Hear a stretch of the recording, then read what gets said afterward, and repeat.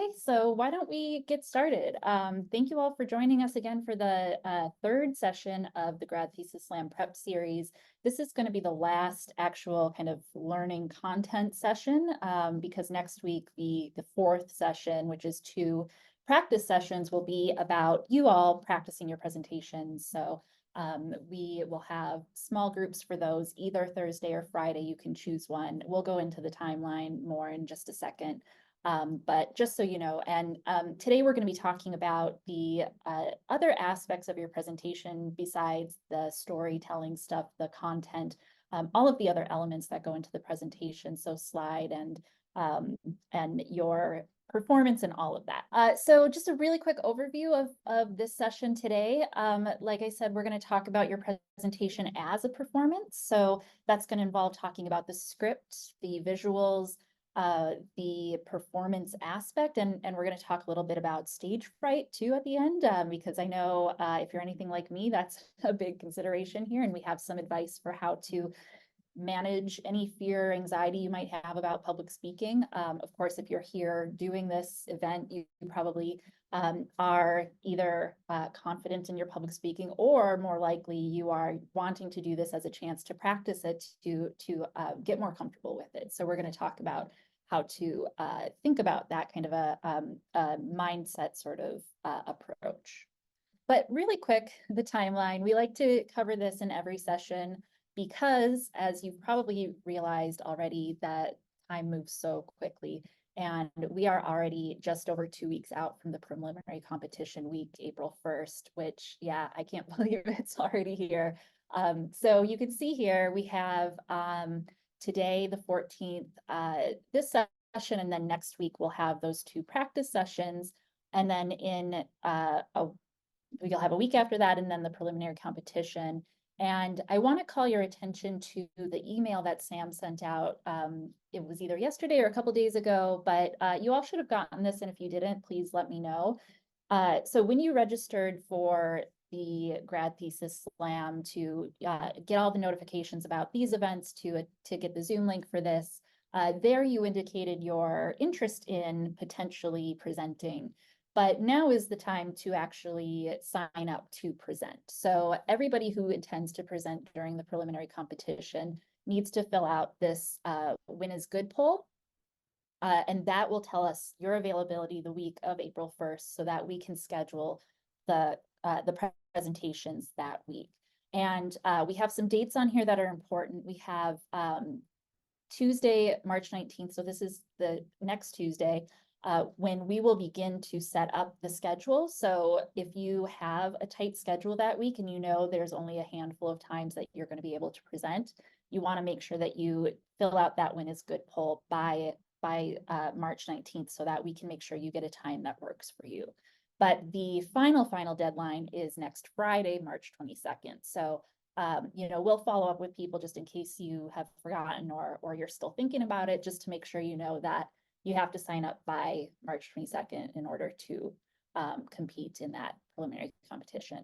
Now, remember that it's a requirement to do one of these practice sessions in order to present in the competition. So either come to one of those sessions on the 21st or 22nd. And if you're not able to, then please reach out to me or Sam or both of us to set up an appointment, just a one-on-one quick meeting for us to talk about your presentation, for you to get just some early feedback so that you can do the best presentation that you can during that preliminary competition. And the reason we're doing this year is because we got some pretty clear feedback from the judges in the competition last year that you could see a real difference in the people who had gotten this early feedback versus people who kind of went in cold to the competition. And we wanted to make sure that everybody had the opportunity to get some insight before actually joining the competition, so that it's more of an even playing field and that you feel supported as you go into the competition. So please, if you didn't get this email, let me know and I'll make sure that you get it. Otherwise, let me know if you have any questions about the process. I know it's kind of tricky. We have a lot of moving pieces here, so we appreciate your cooperation and patience as we set everything up. Okay, so just a few reminders from last time, just to kind of carry forward the most important parts of what we've been talking about for the past few weeks. that this storytelling aspect of these presentations is really important because you have 3 minutes to capture your audience's attention and to deliver a clear message that's going to stick with them. And the way that you do that is to, number one, engage their curiosity. Remember that we are just naturally curious. Not everybody in the audience is going to be naturally interested in the research that you do, in your topic. They're not probably going to know as much as you do about your topic. So how do you engage them in some other way? Just remember that we're curious about things. And what is it about your topic that we can be curious about? And how can you really hook us in through that? Another way to do that is to use stories, because we remember and share experiences through those stories. We are storytelling creatures, like I said last time, and really putting a structure to it like that, like a story that we're used to, can help us process easier and remember things, because it's putting it into a framework that we've experienced before and that we're comfortable with. It's also easier to learn new information by building upon your current knowledge. So, of course, remember to connect what you do to things that everybody can know, that everybody has experience of. How can you make it relatable to other people, or build on what they already know? Also, last session, we asked you to think about the story options and engaging aspects of your topic, and try those out with family and friends. If you haven't done that, I think it's a great practice to do at any time, just to get some early feedback, some very low stakes feedback, and practice.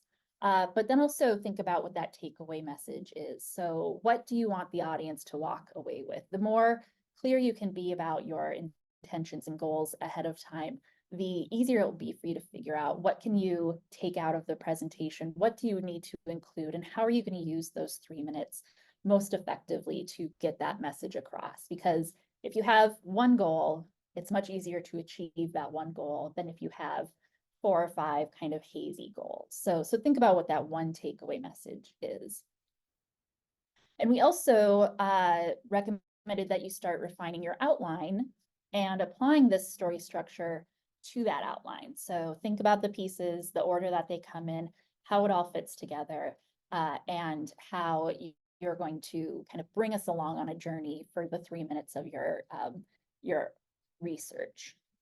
And then we also wanted you to start drafting your slides. So thinking about the message that you're sending, the structure that you're putting it in, and then the visuals that's going to be behind you as you give this presentation, all of these things should cohere in some way, and working on them in relation to each other can help you make sure that they are serving each other rather than kind of distracting from each other. And we're going to talk more about that slide aspect, how to make it complementary to your presentation rather than a distraction. And we did ask you to bring your rough slide and ideas to share today. So hopefully we'll have a little time to do that. But if you don't feel comfortable sharing that, or you don't have anything prepared yet, that's totally fine.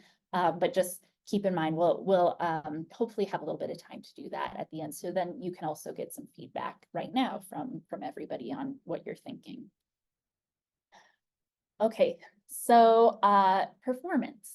Remember that your thesis slam presentation is a combination of the words that you're using, both the script, the actual words, and your voice, how you are speaking them, the visuals, the slide behind you, and if you have a prop, then that prop, and your performance arts, for lack of a better term. So basically what you are doing there on the stage or at the front of the room in the preliminary competition. So you can certainly deliver your presentation just standing totally immobile and not using your hands at all. But that's really missing an opportunity to add a different communicative element to your presentation. And it also, in that non-choice, it's also a choice. You are communicating something through not moving, through not being more engaging in how you're using your body or how you are kind of using the space in the room. That's not to say that you should be walking around a lot or doing anything frantic or distracting, but just think about the movements that you're making and use those actually consciously instead of like most of us do. I certainly do this, kind of nervous hand gestures, letting your body kind of do its own thing while you're speaking and not being conscious of that and taking control of that. That can work against you and distract from your message. And so just think about how all of these aspects work together, because in 3 minutes, when you are the focus, you want to make sure that you are controlling that whole experience for your audience. Part of this is a script, and we do want you to try to have a script as much as you can. We know that there are different approaches to public speaking that we all have. Some of us are more comfortable with writing out what we're going to say ahead of time and memorizing that. And others might be more comfortable doing an impromptu presentation. I've seen people do like both of these, a mix of them, and it's really just a matter of what you're comfortable with and what you are used to, how your brain works. I know that some people, to have a script and try to memorize it actually impedes their thinking process while they're speaking, whereas others, if they try to do an impromptu presentation, might lose track of what they're saying, might forget crucial elements. And what's important for the grad thesis slam is that even if you're more comfortable with the impromptu presentation, you really, really want to make sure that you have practiced enough that you know what you're going to say ahead of time. So whether that's writing out exactly what you're going to say and memorizing it, or just talking through it so many times that the words come naturally to you and you know exactly what you're going to say and when you're going to say it. We recommend leaning more towards this writing out aspect, especially as you're starting to put together your presentation. Just writing it out can help you see the pieces and modify them, help you edit it for structure at least before you start to get the words down and memorize it. So really think about how you are creating this script for yourself and how it interacts with your own public speaking tendencies and strengths. And remember that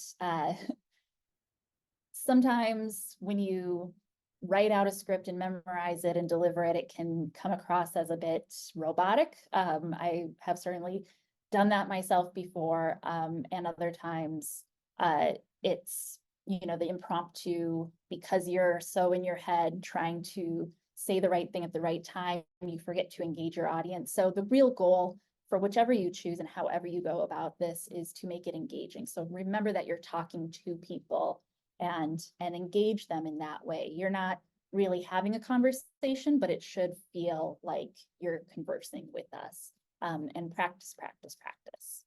And we love to talk about jargon. We talked about this last time.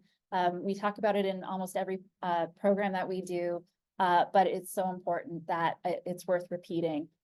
So remember that jargon has really no place in a presentation like this. It's so short and you are speaking to so many different people, this general audience.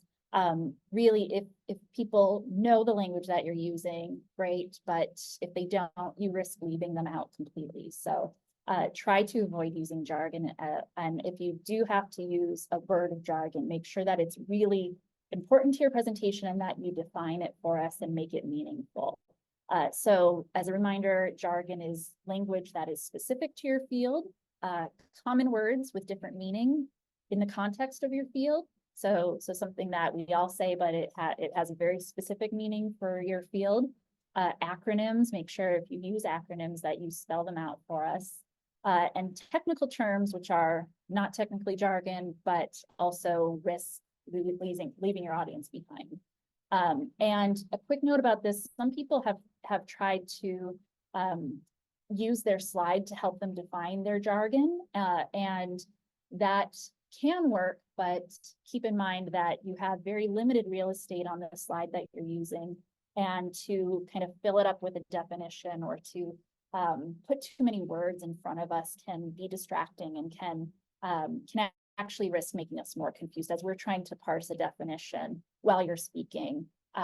Maybe there's a way that you can just get around using that word altogether. I specifically love this example that we've used a lot in our programs that is a real good example of the problem with jargon, but specifically in something like the grad thesis slam.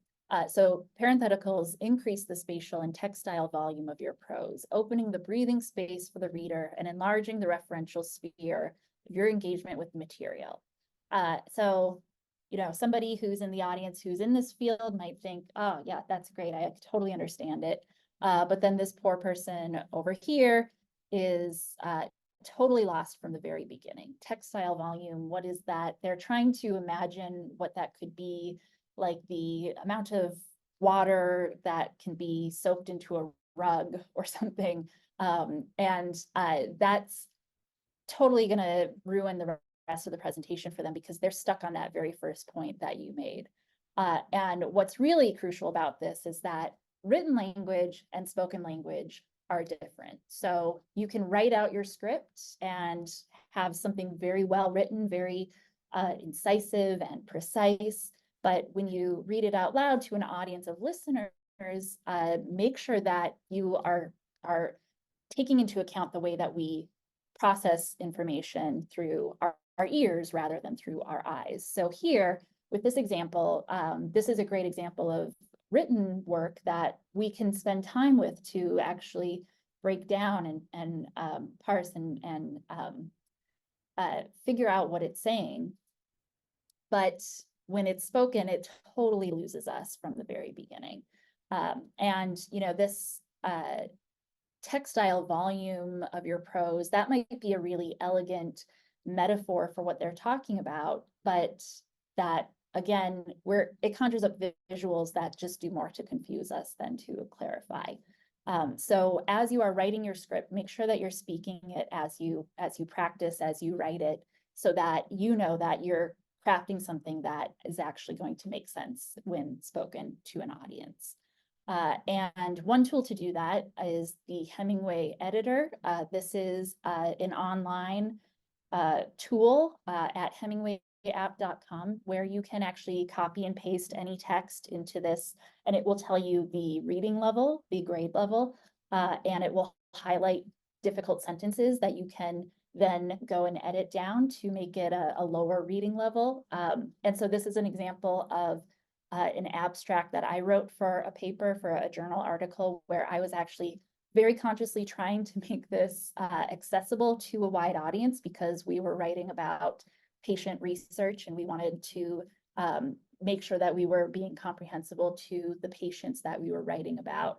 And I had felt like I succeeded at the time, but you can see this app rates it at a grade 15 reading level, which is quite high.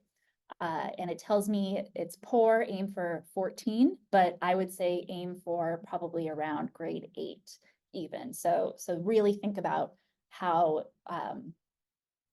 these sentences are structured, because I think that's one of the main things that this app looks for is difficult sentence structures, and it highlights those in red for you. So this is really important for this competition because when you're speaking, simple sentences really matter. They help you keep track of the information better. They help you understand the relationship between sentence A, sentence B, or part one of sentence A, part two of sentence A, how this information relates to each other. So really, really think about that and how we process that information and the order that you're giving it to us in.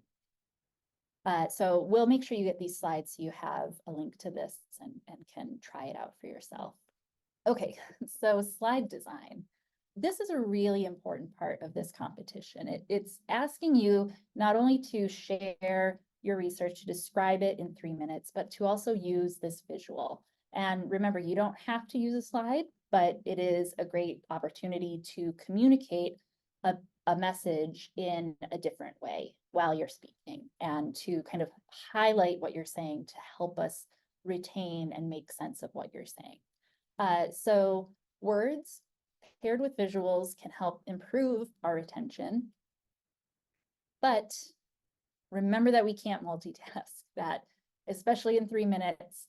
we need you to really use that slide rather than competing with it. So if you are saying one thing and your slide is saying another thing, or presenting an image that conveys something else, we are thinking, what is the relation between these? And that's already taking us away from the words that you're saying. So keep that in mind, that anything that you show us is going to be registering while you're speaking. So how do you want to prioritize the information, and how do you use the slide to enhance what you're saying rather than distract from it?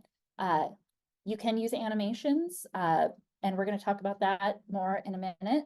But remember that any change of the visuals is distracting. So be really conscious of how you're using those animations, again, to move us forward and reinforce what you're saying rather than distracting or taking away from it. So give us some time to process any changes that you make, so that we're not kind of rushing to keep up with you as you move through your animations. And we're going to have some examples of that later.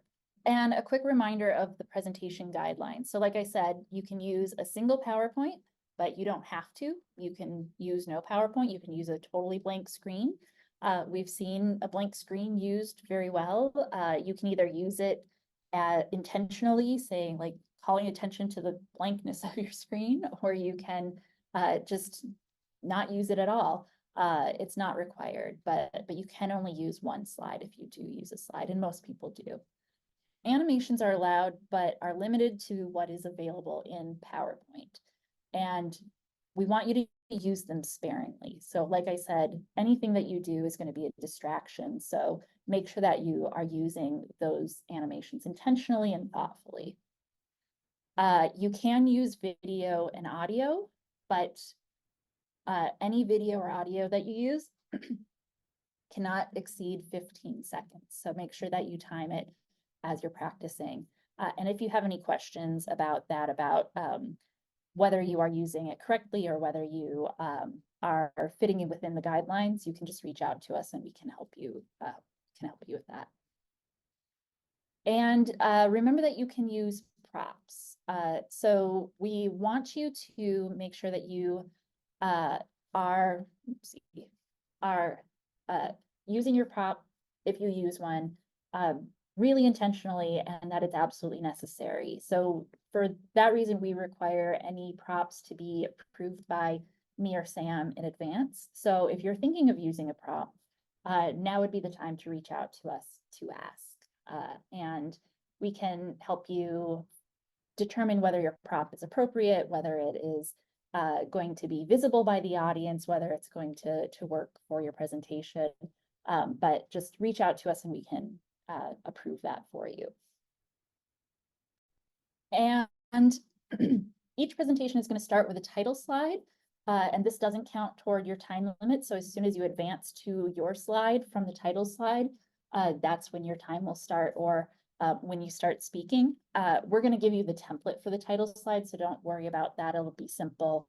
It'll be the same for everybody, just changing your name and your title and your department. And we are going to share that with everyone next week. So don't worry about that for now. Just know that there will be a title slide that we are going to attach to your presentation slide, and we'll have that all ready for you during the week before the preliminary round.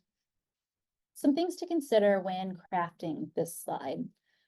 Remember the hook that you are using to engage your audience. Remember last time we talked about ways to start strong, depending on how you do that and then where you go from there. You might want to use that slide to help bring us into the presentation through that strong start, or you might want to maybe start with a blank slide, and then after you get through your start and get to the meat, then you introduce visuals to us. But remember that takeaway message that you want to leave us with, and think about what one or two things you need to help you tell that story and to get to that takeaway message.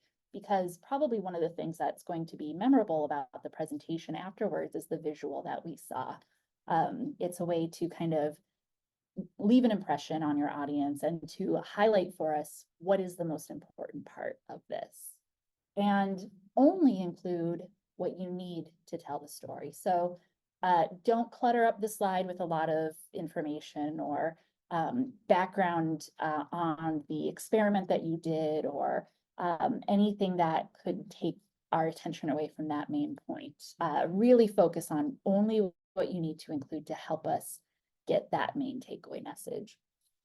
And we recommend drafting the script and the slide at the same time, so that you are using both kind of interchangeably to reinforce each other, and not having to figure out at the end, like, what am I doing with the slide? Or designing the slide and figuring out what am I going to say with this slide, which probably you're not going to do. But really craft them together so that you can use them meaningfully and help them complement each other. And here is a slide that you might have seen before if you've been to one of our other programs. So some slide design best practices. I'm going to read through this and then we're going to critique it. So think about what you don't like about this slide. Best practices: make the most important content the biggest. And use 5 objects or fewer on your slide. Try to replace text with visuals whenever you can. So an image, chart, table, etc. A word of caution there: charts and tables introduce a lot of visual information. So make sure that if you do something like that, you're really calling our attention to what is most important and what you want us to focus on. Otherwise, we'll be looking at the chart and trying to make sense of it, or trying to figure out things that you don't want us to necessarily be trying to figure out while you're speaking to us. Design the slide to support what you're saying, but quote, don't include the exact same text on the slide and then read directly off of the screen. And use animation sparingly and strategically. So why don't we, in the chat, or you can unmute yourself, or a smaller group, so feel free to unmute yourself. Tell me what you don't like about this slide. What's bad about this? There's different fonts used for every bullet point, which is distracting. Yeah, so somebody had a lot of fun with fonts. Yeah, what else? There's also emphasis placed with color and with underlining, but I'm not sure which one to pay attention to. Yeah, that's great. So there's emphasis conveyed in different ways, and that tells us visually that it kind of groups this information in different categories. So we're trying to figure out, like, what does most important mean here versus biggest? Are those emphases different? Is it trying to communicate some difference there? And we also have italics with the underlining. So yeah, in any sort of communication, writing, presentation, whatever, use only one form of emphasis, because otherwise it's just too much in it and it confuses us. Yeah. Anybody else? I don't know what this image on the left side of the screen is for. It's like taking up like a third of the slide, but it doesn't seem to be aiding at all. Yeah, exactly. So I'll always remember that the visual that you use should complement and emphasize and reinforce what you're saying. And this image doesn't have anything to do with the words or the content of the slide. So your audience is left trying to make that connection themselves. They're trying to figure out what this has to do with that. And you know, we're meaning-seeking creatures, so we want that to make sense, but it ultimately doesn't. A few more things. So we have the yellow text for the heading. Yellow on a white background is very difficult to read. We also have here white text over the photo, which is also very difficult to read. The changes in the color of the font, the different fonts used, again, sets up differences between content that don't necessarily mean anything. The centered text is also a accessibility issue. It's difficult to read and difficult to kind of skim through and see where each bullet point starts. It's just a lot of these things are distracting and not great practice for slides. So what should you do? Well, we have some examples here of slides that have been used in our competition in the past. Here it's when the competition was called 3-minute thesis, but this was also at UVA. So this person decided to use a single photo for their slide. And what was good about this is that it actually really captures the content and the main takeaway point of this talk, which was about her research in fairness in childhood development studies. So this image really clearly captures that. We can see this and see, you know, one kid has a larger slice of cake than the other is pouting. It's unfair, and it's so simple, but it really reinforces and highlights what that main takeaway is. So even though it doesn't give a lot of detail about the study, the data, the findings, whatever, it still helps us remember what that main point is. And this is a slide from a finalist from last year's competition. And does anybody have thoughts about what is good or bad about this one? Any commentary on this one?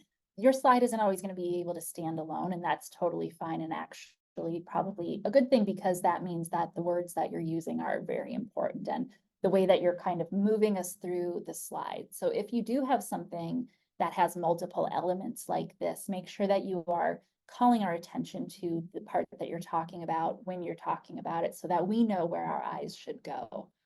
And that's exactly what she did here. So the photo is actually a picture of her on the scene doing this investigation. And she called attention to that when she was giving her presentation, which was a great way to insert herself into this real lived experience of doing this investigation and meeting the problem that she was trying to solve with her research.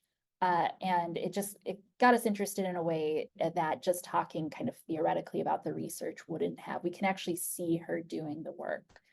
And I think the only things that we might change about this slide is that the font, it's large, it's easy to read, but the yellow text might be a bit difficult to see for some people, especially in the final competition. The room is quite large, and somebody sitting in the back might not be able to see it completely. Okay, how about this slide? And I apologize, this is a screen grab from YouTube, so ignore the little photo at the bottom. But thoughts about this one? What is working, what's not working here? There's just a lot of information on this slide. There's a lot of things to process that probably won't happen in 3 minutes. Right, yeah, it's hard to think about how all of this could be explained and kind of made sense of in just 3 minutes. Yeah, that's the big takeaway from this slide, is that there's a lot going on, and a lot of it, even though its goal is to simplify what she's talking about for a general audience, still a lot of it is way too technical for a general audience to understand. So these I don't even know what you would call them, these like scientific, does anybody know what you would call that, Alexis? These they're organic molecules, they're chemical structures. Yes, thank you. Thank you. I mean, that perfectly demonstrates why you should avoid trying to use this kind of thing on the slide, because that is totally meaningless to somebody with my background who doesn't have training in this. And it not only makes me kind of confused about what's going on, but of course our meaning-making brains want to try to make sense of it, even though I don't have the tools to make sense of it. It also, you know, might make me feel bad for not having taken the right classes to understand this. Yeah, and then we also have all of these different images that are a bit confusing that maybe she touches on, but still we're trying to make it make sense. The fruits with the flowers, the different, looks like maybe moths, birds, bees, it's a lot going on. And probably the presentation becomes about explaining what we're seeing on the screen rather than about the main takeaway and just talking to us about what that research is about. So you don't want to give yourself a job by making a slide that's too complicated that you have to walk us through carefully. You want that slide to be serving the words that you're saying. Okay, so this is an example from last year. So Abigail, who actually won the competition last year, she used her slide and used animations really well to really emphasize this main takeaway, this 1 in 6 people who have, I think it was some sort of brain related disease. And that was a really stark, really impactful way to begin by talking about 1 in 6, which is a really big number of people who are affected by this. And she ended by using an animation to bring up 2 zeros to say, maybe we can get that 1 in 6 to 1 in 600. So she connected the beginning with the end really well with this visual change in the slide, and helped us remember what that takeaway was, that she wants to make a difference, that all of this research that she's doing is about reducing the number of people affected by this. And there was other stuff in there too with these gears, which she used to kind of as a metaphor for what was happening in these biological processes in the brain and how her research engaged with those. So because that's a kind of complicated idea for a lot of people, she put it in this simple metaphor of gears, and she talked about it like a machine, the biological machine that she was trying to understand better through the research that she was doing. And okay, what about these images? The chocolate chip cookie and the orange juice is intriguing in a sense, like why? So it makes me ask a lot of questions. The middle one just feels like a lot of information, and I can't read any of it, like any of the words. And then the oysters, yeah, just oysters. Yeah, basically all of these are kind of gross, right? So the chocolate chip cookie and the orange juice, some people are into that, but it makes you feel a little uneasy, right? And same with the middle one, it is a lot. It's just so much to look at, and all of it may make you feel like, what is really going on here? And like, that's a lot of like inner body stuff that I just had lunch. I don't want to want to be looking at that. And, maybe making your audience feel uneasy is what you want to do. So in that case, then using an image such as this might be a good thing, but more often than not, it's better to stay away from something like this. So this is just to say that you want to make sure you're also paying attention to the way that your audience feels about any imagery or any text or any visuals that you're giving us. So how do we, again, feel about that image? Is it going to unsettle us? Is it going to make us happy, like using a picture of a puppy or something? Is that the feeling that you want to convey with the message that you're sending? So think about that, that more affective aspect of that visual. Alexis? I think that's a really great point, because coming from like the medical science background, my first reaction to the middle picture was not gross or grotesque. Yeah. And so for me, it is important to keep in mind, talking about breast cancer and mice, that I probably should not put pictures of those things on the slide, because it may cause an adverse reaction from the audience. So that's a good thing for me to keep in mind that I was not aware of until you just said that. So thank you. Yeah, I think especially when we are just so used to the images that we see, like in our research in text that we look at, you can become kind of immune to the more effective aspect of them because they're just part of your everyday research. But yeah, really thinking about that, how it will affect your audience. And especially for a topic like breast cancer, there might be a lot of sensitivity around that for the audience. So really being aware of how somebody might react to that in a all of the other ways than the intellectual way that you're also engaging them. That's really important to consider. Okay, so I want to make you think about focal point, because as you've seen from some of these examples, look at this middle one. There is a focal point with the person in the middle, but we also don't know where to look first. We don't know where you're going as you are talking through this image. We don't know where our eyes should be going. So I want you to think about how our eyes interact with the visuals that you're giving us. So this is a really great example. This is a full screen image, but we know exactly where to look at this golf ball. That's the focus is on the golf ball. The everything kind of draws our eye there.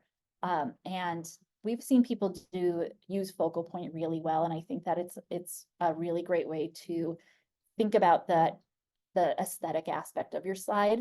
So here we have a presentation that was on the backlog of DNA for sexual assault victims, for those kits to be tested. And this image, using this kind of distant focal point that's blurry in the distance, making these stacks of DNA loom large, really, really hits home how big this backlog is. And it feels heavy, like you can feel the volume here of DNA that needs to be processed that just isn't, and there isn't the capacity to do so.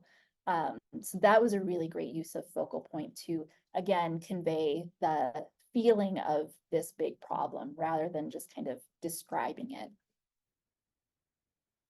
And we looked at this presentation in the first session, but I think that this was a great example of using multiple focal points. So there isn't one place to look here, but using the arrows here to draw our attention where she wanted us to go. So if these arrows weren't here, we would have a number of different elements, and we don't know what to look at first. But because the arrows are here, we know we're starting with this little baby star and moving through these different elements to the massive star. I believe that's what that is. And that's how she structures her talk too, walking us through these elements. So visually telling us where to look, but also mirroring that in the speech that she's giving. So just some best practices for slides. There are, of course, a lot of templates for PowerPoint. And of course, when you make a slide, it also suggests a lot of different templates for you, or different designs for you to use. And that might be tempting, but try to avoid that. Try to design it yourself more consciously. And keep in mind some things that make it easier to read. So using a large font, 40 point or larger, a sans serif font, so it doesn't have the extra little embellishments that on the letters that a serif font has. So things like Arial, Avenir, Calibri, Helvetica, Myriad, Verdana, make it, typically it's best to use a very clean looking font. Again, something that doesn't distract in fanciness. Try to use compatible colors. So again, thinking about the aesthetics of the slide, how the colors are working together rather than clashing or working against each other or making us feel uncomfortable in the clashing, and try to have a consistent look and feel. And that a lot of that is also about accessibility. So a few more points about accessibility is that I think we mentioned this before, but it's good to be reminded that we're going to have the closed captions on during the presentations. So when you're practicing your presentation, you might want to turn those on in PowerPoint for yourself to understand where the words are going to be on the screen. And so you're not suddenly, giving a presentation and you see words on your slide and you're distracted by them. You want to make sure that you practice with all the conditions that you're going to be experiencing during the competition itself. And if you don't know how to turn on the closed captions in PowerPoint, we can send you some instructions for how to do that. And remember that the judging criteria includes some of these accessibility considerations. So were all elements accessible to a broad audience? That's one of the criteria in the judging rubric. So that means the visuals, that means the volume of your voice, that means basically every single aspect of this presentation. Is it accessible? So think about that for the visuals that you're creating in your slide. Were all graphics, props, and text easy to view and interpret? So remember, the preliminary competition is happening in a conference room, and we had pictures of that room in the first session. So if you don't remember, you can look back at that, or you can go and actually see the room for yourself in New Cabell Hall. I think it's 349. It's the French conference room if you want to know what that's going to look like. So having the words be really big for that context isn't as important, but the judges who are there will be aware that, you know, if somebody is in the back of a large room, it might not be as easy to read as it is in that conference room. So you could be judged accordingly for, you know, a different type of room. But in the final competition, it will be a large room. So you do want to make sure that anything that you have on the screen is easy to read, easy to view. And that same goes for props. So making sure any prop that you use is large enough. And if you use sound and video, are they clearly visible and audible? So animations, I promised we would talk more about animations because I think in the last competition, everybody but one used animations. So it's very popular to do that. It helps you, again, present the information that you want to in the order that you want to. And it helps you, you know, start with a clean screen or start with something simple and build from there as you're talking to us. So some best practices: have a purpose. So make sure any animation you use has a clear purpose.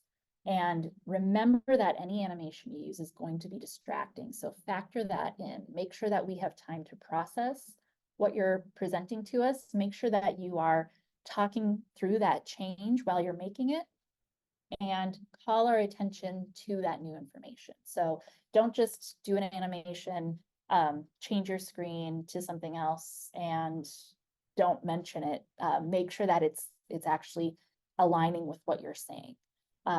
And remember, I don't think we mentioned this before, but this is very important, that animations that basically create a whole new slide are not allowed. So we've had some people try this in the past to get around the one slide rule by having, you know, I actually have an example here, an image. So I start with an image, I'm talking about a flower, and then my presentation moves to talking about a book. So I get rid of that photo, put up a different one through an animation, still one slide. And then finally I end by talking about cows. This won't be allowed because it changes the entire visual 3 times. Basically, it's ostensibly 3 different slides, even though it is still technically one slide. So if you have any questions about this, it can be kind of confusing. What is, where do we draw the line with this? Again, just reach out to us, send us your slides and we can tell you whether it works or not, or ask us during one of the practice sessions or one-on-one meeting. This is a good example of meaningful use of animation from last year's competition. This is Valerie. She was talking about making communities prepared for sea level rise. And she started with this image. And the first animation is bringing up the question that she was asking in her research. So again, this is a lot of text. You might not want to put this much text on your slide, but because she read this as it came up, the words reinforced what we were seeing rather than competing with what we were seeing. So it worked, but again, be really cautious with words that you use on the screen. And then as she walked through this, she had another animation. Consider urban heat. And did you see when heat came up, that red color came up too, which was a really nice way to reinforce the the word heat, but also kind of visibly over the landscape, making us feel how impactful heat is on the environment that she's talking about. So that was a really nice touch there.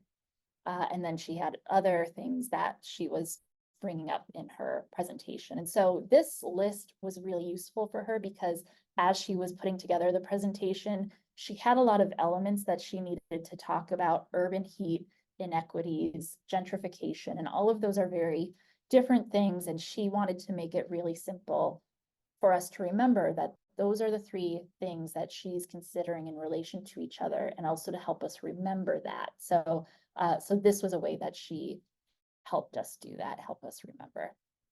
So the performative aspect of this, who here has stage fright? Yes, no, okay. So stage fright is a really common experience, and it can, okay, so Ross, you have stage, thank you. Or is that a question? Let me know if that's a question you can ask. But so stage fright is so common, and I think that not a lot of people like to talk about it because, especially as grad students, when we start teaching too, a lot of us can have that stage fright, and it might manifest as feeling an inferiority complex or feeling unprepared to teach, or in some way inadequate compared to everybody else. But everybody does feel this, and it's really just a physiological response to fear or anticipation. So it's not always fright or fear. It can just be anticipation. Like for myself, when I'm speaking in front of a large audience, I always get this adrenaline rush that kind of makes me feel this shakiness and all of these things listed here: rapid heart rate, nervous fidgeting or not moving, forgetting what I'm going to say. And of course, I have done so much public speaking over my life that I'm not afraid of it, but it is still something that gives me this adrenaline rush that I have to kind of step back from and do some tricks to not let it affect the presentation that I'm giving. So again, shaky voice or hands, feeling tense, sweating, lightheadedness, all of these are responses to this fear or anticipation. I love this cartoon. In preparation for his big speech, Thornton practices freezing mindlessly in front of a mirror, which is great. You got to nail that if you're gonna do that. And so really what is important for dealing with stage fright is just recognizing these responses come from this fear or anticipation in order to help take the power away. So before I started teaching a lot, before I started doing a lot of public speaking, I wasn't thinking about what was causing my anxiety or nervousness. I was just thinking about that feeling of it. I was just really focused on like, oh, how embarrassing that my hands are trembling, or how embarrassing that my voice is shaking. And that just made the problem worse because then I was dwelling on it and that's all I could think about. So I was taken out of the moment of the presentation, losing what I was going to say, and then getting more and more subconscious about it. So it kind of built from there. But if you take a step back and recognize that these are simply physiological responses to something totally natural, you can divorce yourself from that and just say, this is what happens, and I'm going to give my presentation anyway. And through that, you get more used to it and become more aware. So I like to think about it in these 3 steps. So practice raises your awareness of what happens in your body when you're giving a presentation. And that, can be painful at first as you give some bad presentations. But the more you do it, the more aware you become of your body and what you're feeling. And the more you can think about it, not emotionally, but more logically. And that awareness then breeds control. So the more aware you are of what's happening in your body, the more that you can control what you're doing. And then eventually that control leads to confidence. So the more that you're able to take control of your body, to step back from this automatic response, the more confident that you become. And then it builds in a positive way rather than kind of spiraling as I have so often experienced. So some other things that you can do to overcome stage fright, and even if you don't have stage fright per se, I think these are good practices just for any public speaking that you're going to do. Recognize and acknowledge those physiological responses. Like I said, just take a minute to, like, before you do a presentation, if you start to feel that way, just kind of name what you're feeling and call your own attention to them so that you can diminish their power in that way. Take deep breaths and focus on a slow breathing pace. Breathing is so important. I know it's a simple thing and common advice, but it does really work. And even if it doesn't work, then it still does something to help you just breathe and take control of your breath. That's the first step to kind of taking control of the rest of your body. And smile and talk to people beforehand. This is one of my favorite tips for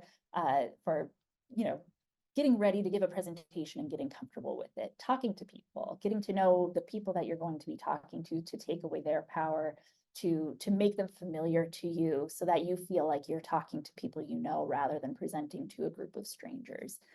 Smiling helps, again, do something to your brain to get you in a good mood and help you be present and engaged.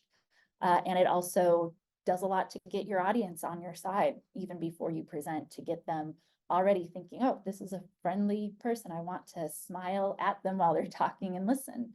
And on that note, find a champion in the audience. How many of us have taught or given a presentation and we see some blank faces in the crowd, but then we see one person nodding and smiling, and it's that person that you really want to pay attention to. That person is the best person in the room. I always try to do that when I'm in the audience of a presentation, because that helps you realize, like, somebody's listening to me, and somebody's a friendly face in the audience, and somebody's engaged. And it might be that everybody else is engaged too. They just, have this resting face that is expressionless. That's totally normal. That says nothing about whether you're doing a good job presenting.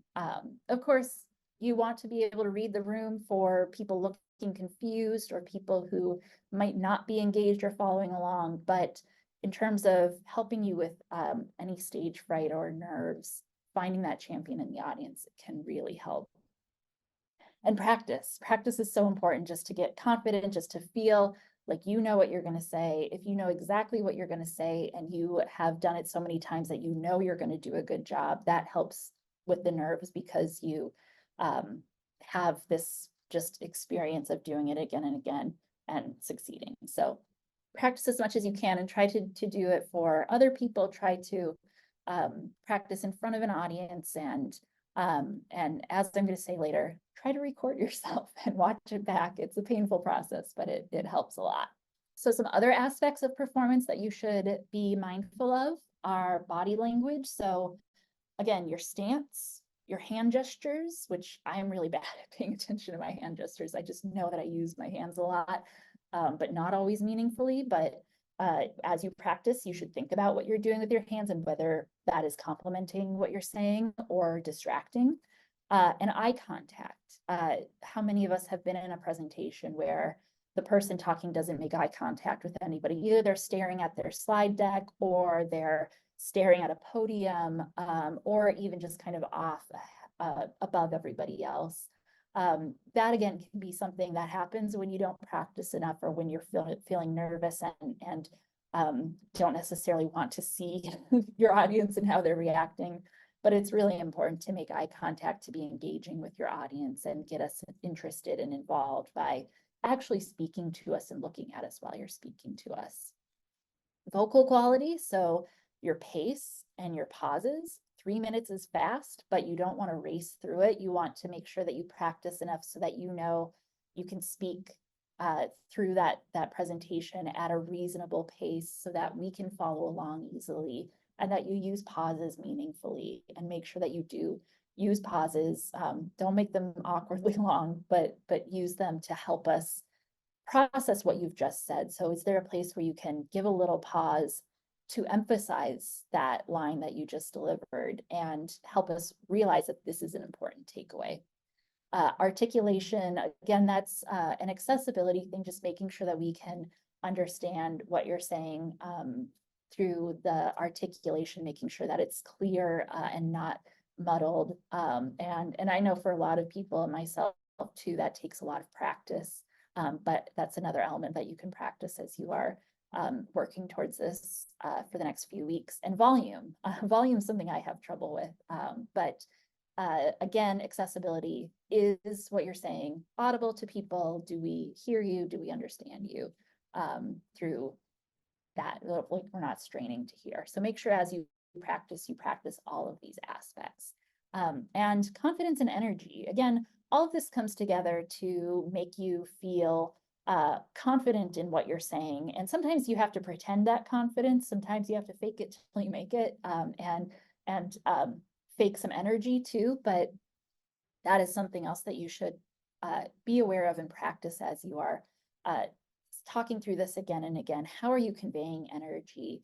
Are you conveying too much energy? Are you, again, just how are you making us feel as an audience about what you're saying and who you are as a researcher?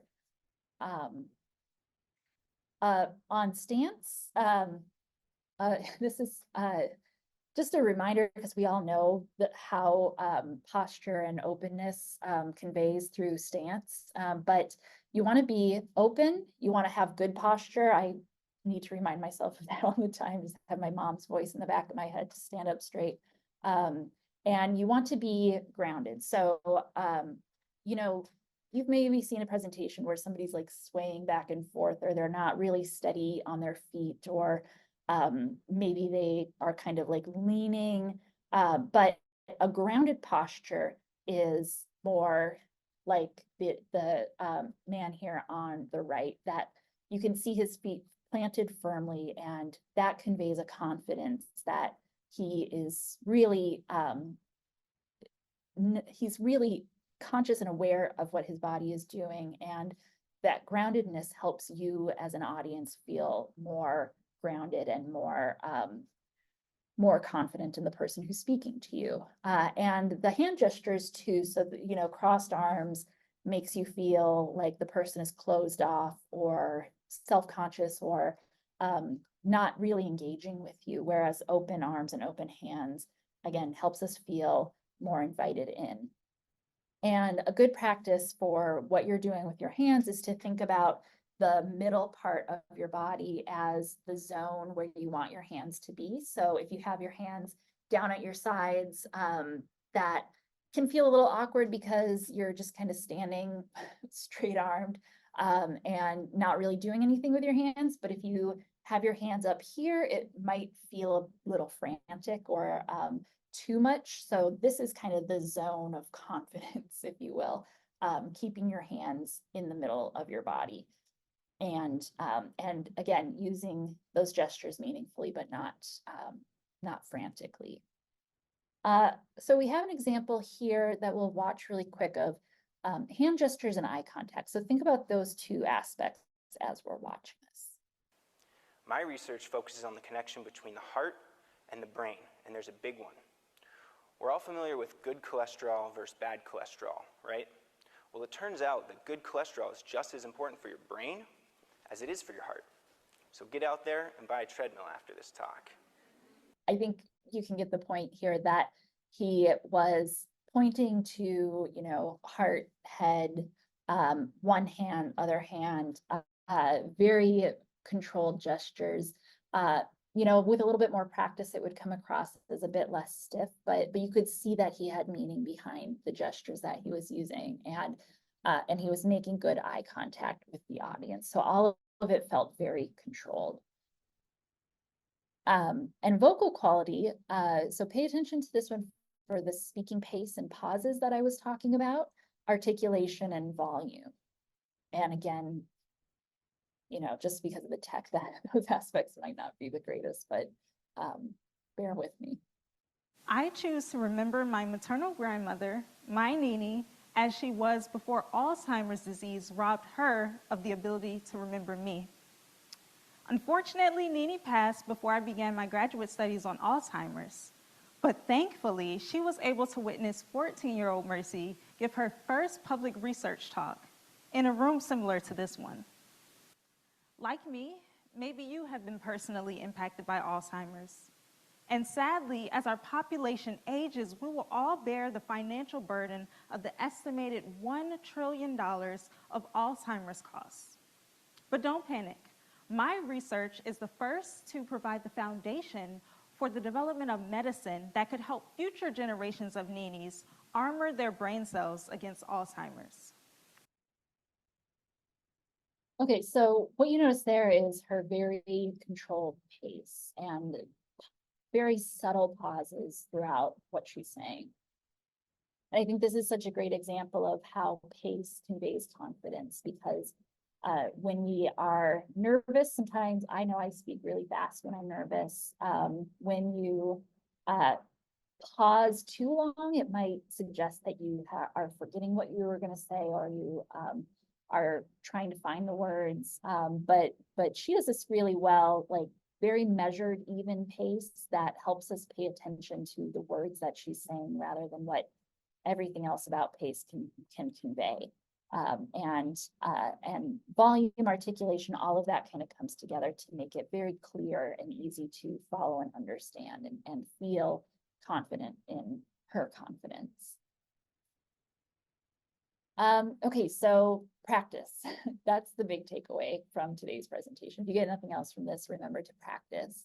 And like I said, record yourself, and as painful as that can be, pay attention to these different things. Again, you know, becoming a better public speaker is really a process of becoming more aware of yourself and what you're doing in the moment, and what your you know, vocal tics might be, what your hand gesture tendencies might be if you play with your hair, or whatever it might be. It's really a process of just recognizing more about yourself, and that can be a difficult process for a lot of people, but it's really the best way and one of the only ways to gain more control over that and become a better public speaker and a more self-aware public speaker. So record yourself and pay attention to all of these things: body language, vocal quality, your confidence and your energy. How does that come across? Do you seem energetic? And try to do this, try to practice at all different times of day, in all different conditions, so that you can become aware of how that might change based on time of day, based on your energy levels, and become more aware and competent in all of those different types of environments. And this is great practice, especially for when you are on the job market, for any type of job interview or presentation that you might have to give, because it's so hard to predict what the conditions of that kind of big stakes presentation, public speaking thing are going to be, that the more you can practice in different contexts, the more competent you'll become in all contexts. So basically, what's going to happen next is you are going to start crafting your presentation and prepare for the practice session. So those practice sessions, we want it to be as useful to you wherever you are in your preparation process as possible. So if you want to deliver your whole presentation in front of the small group, it's going to be a small, very friendly group of people who want to give you feedback. It's just going to be us. And if you want to run through the whole presentation with your slide, you can do that. But if you're not ready for that, you can also bring your slide or bring your rough draft of the presentation and kind of talk through it with us and ask specific questions that you have. If you are worried about the hook, like, is this actually a good hook? Does it work? Does it not? You can get that kind of feedback too. So whatever is most useful for you, as long as you're there and engaged, then you'll meet the criteria of having done this in preparation for the competition. So make sure you sign up for the competition and come to one of those or make an appointment with us. So that's it. I will say too that if you can't make it to one of those practice sessions, we are going to be holding some time the following week to do these one-on-one appointments, but because we want to funnel as many people to those practice sessions as possible to make it possible to do the one-on-one appointments with whoever does need it, because we have limited time available. We're going to get in touch after the practice sessions with some blocks of time where you can make an appointment if you weren't able to make it to a practice session. But please try, if you can, to make it to one of those, because like I said, our time is pretty limited the next week, and we want to make sure that everybody who is able to get feedback does before the competition. Okay, so I will hang around for a few minutes if anybody wants to stick around and ask a question, but otherwise that is it for the third session of the prep series, and I will make sure you get the slides and a recording if you want to watch it back. But otherwise, that's it. So have a great day and good luck preparing your presentation. We're really looking forward to this. And yeah, enjoy the weather.